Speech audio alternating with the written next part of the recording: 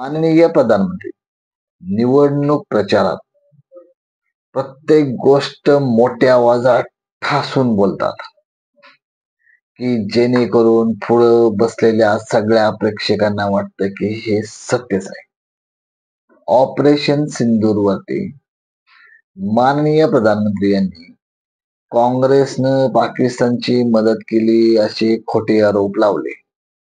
ज्यावेळेला आम्ही याची पडताळणी करण्याचा प्रयत्न केला त्यावेळी 4 PM चा एक रिपोर्ट आला, ज्या चॅनलनं अतिशय सुंदर विश्लेषण केलेलं आहे. ते सत्य आहे, कारण त्या काळात विरोधी पक्षनेते राहुल गांधी यांनी पत्रकार परिषदेत सांगितले की आम्ही सरकार बरोबर आहोत. मग प्रधानमंत्री एवढे खोटे का बोलतात हे जनतेने विचारणं खूप गरजेचं आहे.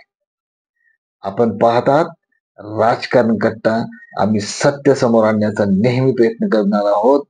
त्यासाठी चॅनलला जास्तीत जास्त सबस्क्राईब करा, व्हिडिओ लाईक करा आणि जास्तीत जास्त शेअर करा. आम्ही नेहमी सत्य समोर मांडण्याचा प्रयत्न करणार आहोत. आपण पहा हा रिपोर्ट, मग ठरवा की कौन किती खरं बोलतं, कौन किती खोटं बोलतं. नमस्कार, मैं हूं संजय शर्मा। आप देख रहे हैं 4 PM न्यूज नेटवर्क। भारतीय राजनीति में अगर सबसे ज्यादा झूठ बोलने वालों की लिस्ट बनेगी तो यकीनन प्रधानमंत्री नरेंद्र मोदी जी का नाम उसमें सबसे ऊपर चमकेगा। हमारे प्रधानमंत्री जी जब झूठ बोलते हैं तो इतने दावे से बोलते हैं कि लगता है कि वो बिल्कुल सच बोल रहे हैं। उनके कॉन्फिडेंस के सामने तो राजा हरिश्चंद्र भी फीके लगते हैं। अब इसी कॉन्फिडेंस के साथ उन्होंने एक ऐसा झूठ बोला है जिसको सुनकर आप भी कहेंगे कि मोदी जी तो सच ही तो बोल रहे हैं।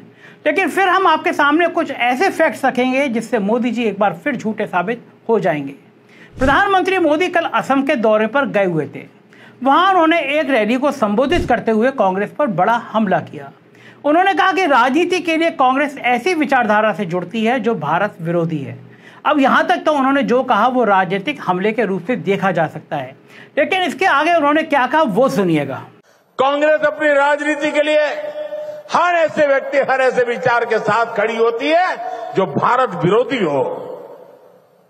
अभी ऑपरेशन सिंदूर के दौरान भी हमने यही देखा। जब कांग्रेस सत्ता में थी तो पूरा देश आतंक से लहूलुहान होता था। कांग्रेस चुपचाप खड़ी रहती थी।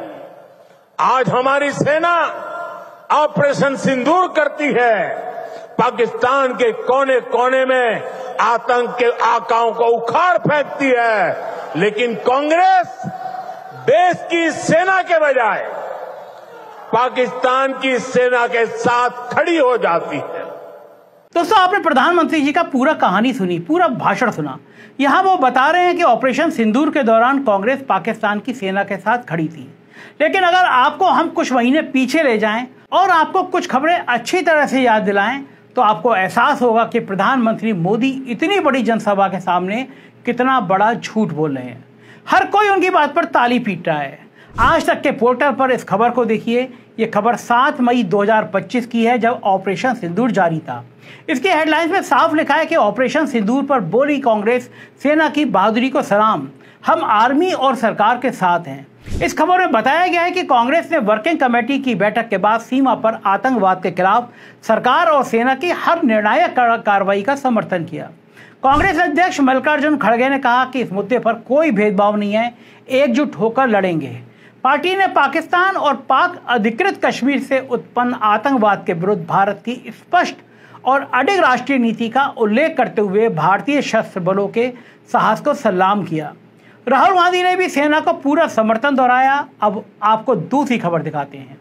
एबीपी न्यूज की हेडलाइंस कहती है कि ऑपरेशन सिंदूर पर कांग्रेस नेता प्रियंका गांधी का आया रिएक्शन, हमारी सेना पर गर्व। इस खबर में प्रियंका गांधी द्वारा किए गए पोस्ट का जिक्र किया गया है जो उन्होंने ऑपरेशन सिंदूर के दौरान पोस्ट किया गया था।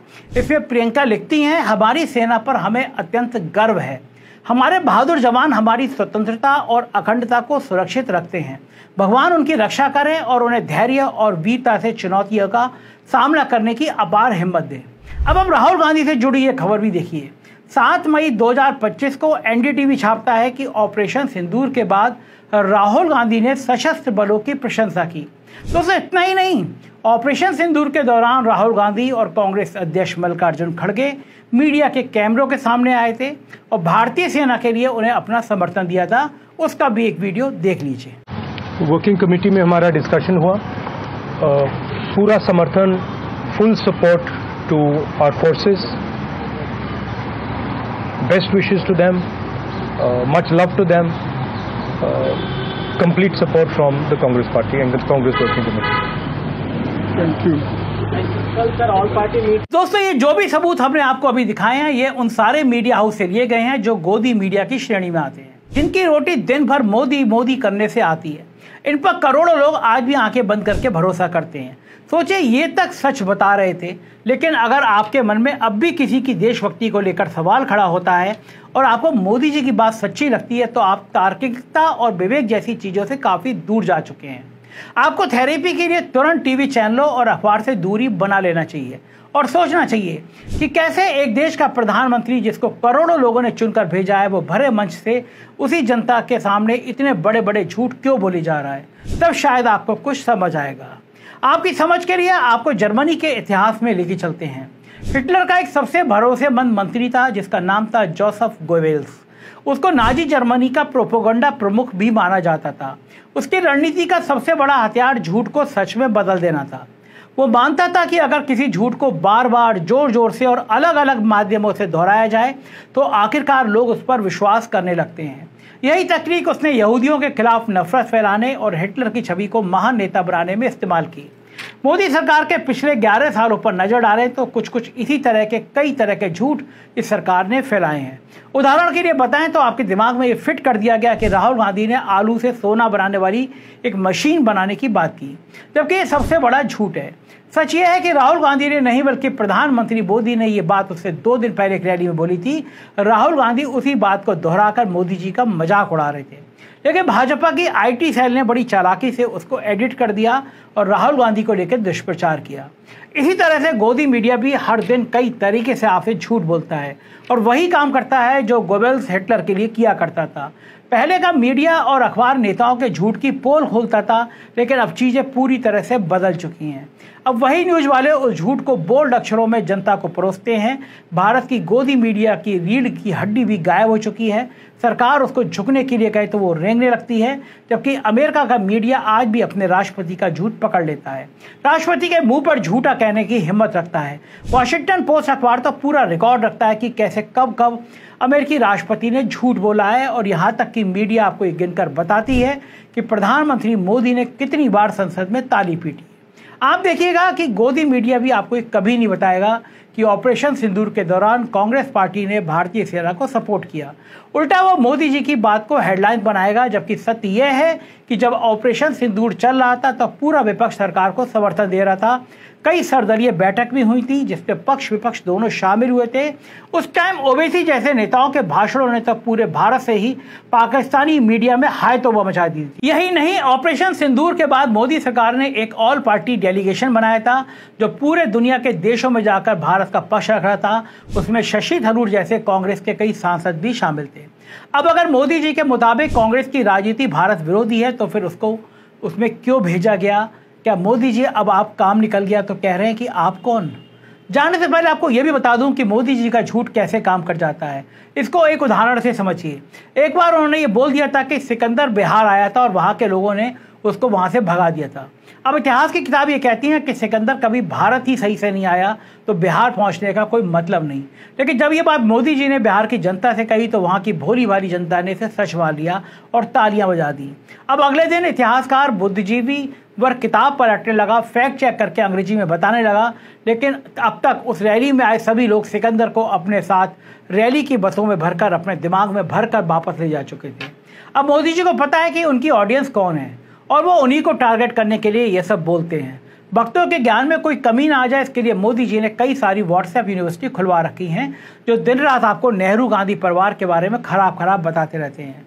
आपको ये लगता है कि उनके साथ भक्त उन बातों का फैक्ट चेक करेंगे तो आप उनसे काफ़ी उम्मीद लगाकर बैठे हैं, वो आपको निराश ही करेंगे। अब आप खुद सोचिए, अगर भगवान ने उनको इतना विवेक दिया होता तो क्या वो मोदी जी के भक्त होते? अब आप कहेंगे कि बाबा रोग बताया गया है तो उपाय भी बताइए। एक का एक ही उपाय है कि आप जो भी सुने या पढ़ें उसकी तह तक जाएं, कई सोर्सेज को देखें और किसी भी बात पर आंखें बंद करके भरोसा ना करें और गोदी चैनलों की डिबेट से बिल्कुल दूर रहें। आज की तारीख में आप सच जानना चाहते हैं तो आपको इतनी मेहनत तो करनी होगी। इस विषय पर आपकी क्या राय है, मुझे जानना बहुत जरूरी है। व्हिडिओ आवडला असेल तर व्हिडिओला लाईक करा, शेअर करा आणि चॅनलला सबस्क्राईब करा। राजकारण कट्टा हे तुमचं चॅनल आहे।